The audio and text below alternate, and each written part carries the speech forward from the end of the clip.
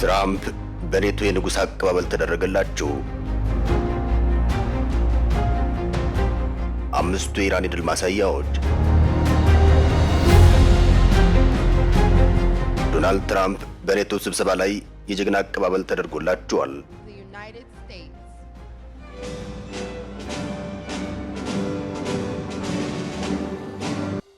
ስለ ጉባኤውና ትራምፕ አሳኩ ስለተባለው ድሎች ከነገርናችሁ በኋላም ከዚህ መረጃ በተጨማሪ ልናነሳ የወደድነውን ጉዳይ እናስቀጥላለን። የኢራን ታላቁ መሪም ጦርነቱ በኢራን ድል አድራጊነት ተፈጽሟል ሲሉ ተደምጠዋል። ይህን እንዲሉ ያስቻላቸው ምንድነው? አዲስ አገልግላችን የተሟላ የመረጃ ማዕድን ይዞላችሁ መጥቷል። አብራችሁን ቆዩ።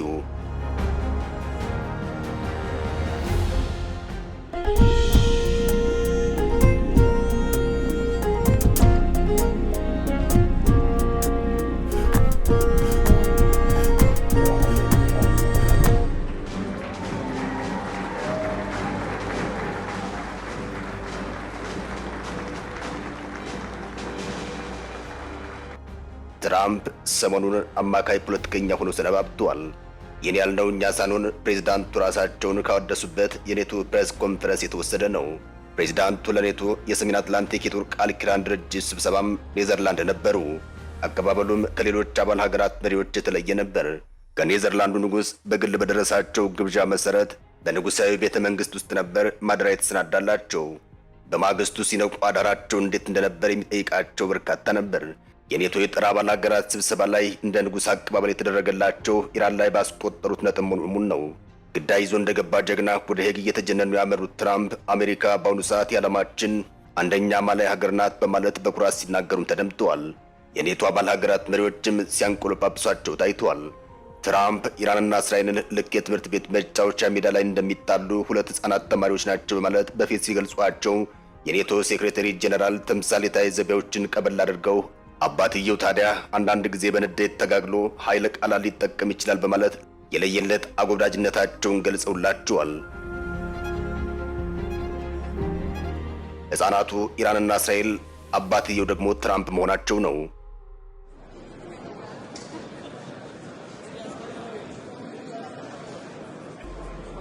መካከለኛው ምስራቅ በለየለት ጦርነት ሲታመስ የሰሜነኛው አትላንቲክ ሀገራት የመሳሪያና የጦር ገንዘብ በጀት በመተመን ላይ ተጠምዶ ከራርመዋል። ከስብሰባው ለትራምፕ አንድ ድል የሚነሳ የድርሻቸውን አይወጡም እያሉ የሚቅሷቸው የኔቶ አጋሮቻቸውን በመጨረሻም ማሳመን መቻላቸው ነው። ትራምፕ አገራቸው ኔቶን ጥላ እንደምትወጣ ሲያስጠነቅቁ ቆይተዋል። የተቀይሮም አሁን ላይ አባል ሀገራቱ ከጠቅላይ ሀገራዊ ገቢያቸው 5% ለጦር ማህበሩ መዋጮ ለማድረግ ተስማምተዋል። ሆኖም የኔቶ አርቲክል 5 በመባል የሚታወቀው የህግ አንቀጽ በሚይዘው መሰረት አንድ የማህበሩ አባል ሀገር ላይ የጦር ጥቃት ቢፈጸም ያለምንም ቅድመ ሁኔታ ሌሎች አባል ሀገራት ድጋፍ ያደርጋሉ የሚለውን የትብብር ማዕቀፍ ዶናልድ ትራምፕ ሙሉ ለሙሉ ስለመቀበላቸው የአውሮፓ ሀገራቱ እርግጠኛ አልሆኑም። ትራምፕ ከስብሰባው በኋላ በጋዜጠኞች የኔቶ አባል የሆነ ሀገር ላይ ጥቃት ቢፈጸም ያለምንም ቅድመ ሁኔታ አሜሪካ ድጋፏን ለማሳየት ፈቃደኛ እንደሆነ ሲጠየቁም በዚህ ጉዳይ ላይ እስካሁን ሙሉ ውሳኔ እንዳልደረሱ በመናገር ማመንታታቸውን አሳይተዋል። በጠቅላላው የሄግ ስብሰባ የተቀሩት የኔቶ አባል ሀገራት ለአሜሪካና ለትራምፕ የተለየ ወዳጅነት ያሳዩበት ስብሰባ ነበር ማለት ይቻላል። ከዚህ በተጨማሪም ዶናልድ ትራምፕ ሌላ ያሳኩት ዩክሬን በመጨረሻ የማዕድን ሀብቷን ለአሜሪካ አሳልፋ ለመስጠት በፊርማቸው ያረጋገጡላቸው ውል ነበር። ይህም ለፕሬዝዳንቱ ተጨማሪ የስኬት ስምምነት አሊያም ድል ፈጻሚነት የሚል መጠሪያቸውን ያጠናከረ ሆኖላቸዋል። ወደ ሁለተኛው ጉዳያችን ስናልፍ የኢራኑ ታላቁ መሪ ከመደበቂያቸው ስለመውጣታቸው ከተነገረው ዜና ጋር የተያያዘ ጉዳይ እናገኛለን። አንድ ኢራናዊ የቢቢሲ ጋዜጠኛ ባወጣው መረጃ መሰረት አያቶላሁም ከመደበቂያቸው ጉድጓድ ሲወጡ የተለየች ኢራን ትጠብቃቸዋለች በሚል ርዕስ ባስነበበው ጽሑፍ መሪው ከመደበቂያ ጉድጓዳቸው እንደወጡ ተሽቀዳድመው የቴሌቪዥን መስኮት ላይ ይወጡና እንደተለመደው እስራኤል ላይ በተቀናጀነው ድል እንኳን ደስ አላችሁ ማለታቸው አይቀርም ብሎ ነበር። ይህ ጽሑፍ ምንም እንኳን ወገንተኝነትን ያገለለ ባይሆንም ሐቅነቱ ወዲያው ታይቷል።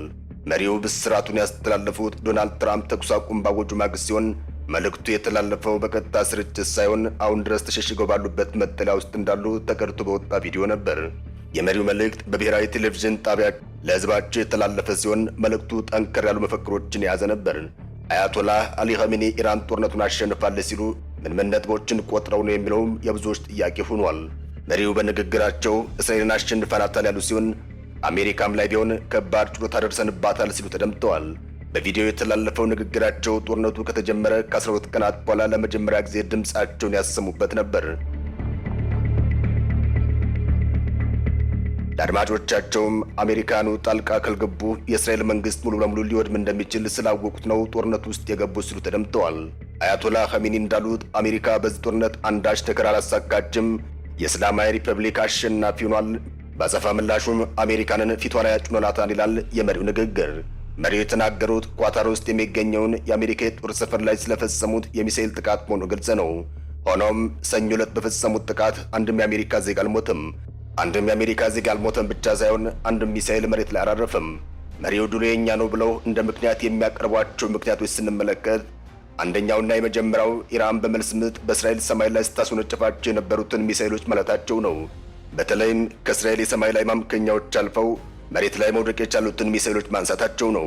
ሁለተኛው ደግሞ ከላይ እንዳነሳ ነው ኳታር ውስጥ የአሜሪካ የጦር መንደር ላይ ያስወነጨፏቸው ሚሳኤሎች ማለታቸው ነው። ይህ ጥቃት የተፈጸመው አሜሪካ ኢራን 3 የኒውክሌር ማበልጸጊያ ጣቢያዎች እሁድ ደብድባ በማግስቱ ሰኞ ዕለት ኢራን በሰጠች የተጠበቀ የመልስ ምት ነበር። ምንም እንኳን በዚህ ጥቃት አንድም የሞተና የተጎዳ ሰው ባይኖርም ኢራን በጠላቶቿ ለሚፈጸምባት ጥቃት ከዝምታ ያለፈ ምላሽ እንደምትሰጥ ያረጋገጡበት በመሆኑ በቂ ምላሽ እንደሰጡ አምነዋል። የሚገርመው ግን ኢራን ኳታር ውስጥ የሚገኘውን የአሜሪካ የጦር መንደር ላይ ጥቃት ከመፈጸሟ በፊት ቀድማ መረጃ ለአሜሪካና ለኳታር ማቀበሏ ነበር። ታዲያ ውድ ሚሳኤሎቿን ያለምንም ፋይዳ ያባከነችው ለምንድን ነው ቢባል ምክንያቱም ኢራን ሲምቦሊክ ጥቃት መፈጸም ብቻ ነው ያሰበችው የሚል ይሆናል። ይህን የአሜሪካ ወታደሮችን ሳትገድል የመከላከል ጥቃትን ፈጽም ያለው ለማለት ያክል ብቻ የተነገረ ነው ማለት ይቻላል። ቅድመ ማስጠንቀቂያ የተሰጣት አሜሪካም ኢራን አንድ ሚሳኤል መሬት ላይ ሳያርፍ በሚሳኤል ማምከኛ መሳሪያዎቿ ሚሳኤሎቹ ከሰማይ መቅለብ ችላለች። በዚህም የዜጎች ሕይወት ላይ ብቻ ሳይሆን የጦር ማዘዣ መሰረተ ልማቷ ላይ አንዳች ጉዳት ሳይደርስ ቀርቷል። ይህ አወዛጋቢ እውነትም የጠባጫሪነትን ሌላ መልክ የሚያሳይ ሆኗል። አጠቃሃለሁ ግን አልጎዳህም አይነት እንደማለት ነው። በርካቶች እንደ ፈሪዱላ የቆጠሩት ይህን የጦርነት ቲያትር በጦርነት ዲፕሎማሲ የተካንን ባይ ተንታኞች ግን እንደ አንድ ስኬታማ ስትራቴጂ ቆጥረውታል። ምክንያቱም ኢራን በአሜሪካ ጥቃት የኒውክሌር ማበልጸጊያዎቿ ላይ ጉዳት ቢፈጽምባትም ጥቃቱን የኒውክሌር ፕሮጀክቱን በወራት አሊያም በዓመታት ብቻ ወደ ኋላ ከመጎተት ባለፈ ዋናው ኢራን ሀብቷ ላይ ጉዳት ባለመድረሱ ኢራን ጦርነቱን ከማባባስ መቆጠቧ ዳግም ለመደራደር ፍላጎቷን ያሳየችበት ምልክታ ተደርጎ ታይቷል። ዶናልድ ትራምፕም ያለ ጥርጥር ይህን የኢራን በጎነት በመልካም ታዝበውታል። ስለዚህም እስራኤል ላይ ጠንከር ያለ ጫና ለማሳደር ወስነዋል። ሶስተኛ መመዘኛ ደግሞ ኢራን በመልሶ ማጥቃት ዘመቻዎቿ እስራኤል ቀጠናዊ ልዕለ ኃያል ለመሆኗን ማሳየት ችያለሁ የሚል ነው። እዚህ ጋር ብዙዎች አጥፍቶ መጥፋት እጅግ አደገኛ የጦር ስትራቴጂ እንደሆነ የሚገልጹት፣ ነገር ግን ኢራን የመጨረሻ አማራጭ አድርጋ የምትቆጥረው እስራኤል ኃይሏን አሟጣ እስከምትጨርስ ድረስ ማታገል ላይ ያተኮረ ስልቷን ነው።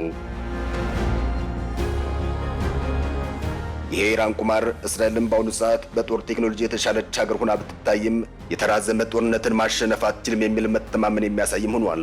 ከ20 ዓመታት በኋላም እስራኤል የምትባል ሀገር ከምድር ገጽ ትጠፋለች ሲሉ ከዚህ በፊት የተደመጡት አያቶላህ አሊ ኻሜኒም እስራኤል ለረጅም ጊዜያት እየተዋጋች መቀጠል እንደማትችል ደጋግመው ይናገራሉ።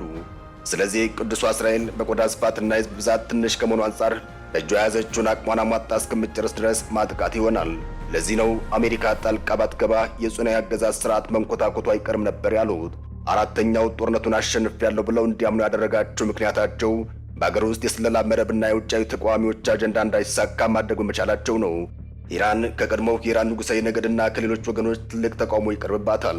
የእነዚህ ተቃዋሚዎች እምነት እስራኤል ያላት ሚና ይህን አምባገነናዊ ስርዓት በማስገደድ ለእነሱ መንገድ መጥረግ ነው የሚል ነው።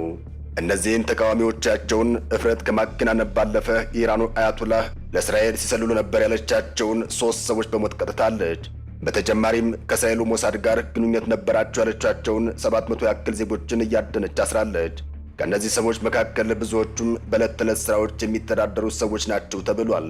ይህን የኢራን መሪዎች ድርጊት እስራኤል ከቀድሞ መንገዷ ወጥታ የወታደራዊ ኢንቴሊጀንስ መረጃ ሊኖራቸው የሚችሉ ሰዎችን ለይታ ከመጠቀም አልፋም ተራ ግለሰቦችን ሁሉ መጠቀም እንደጀመረች ማመናቸውን ያሳያል።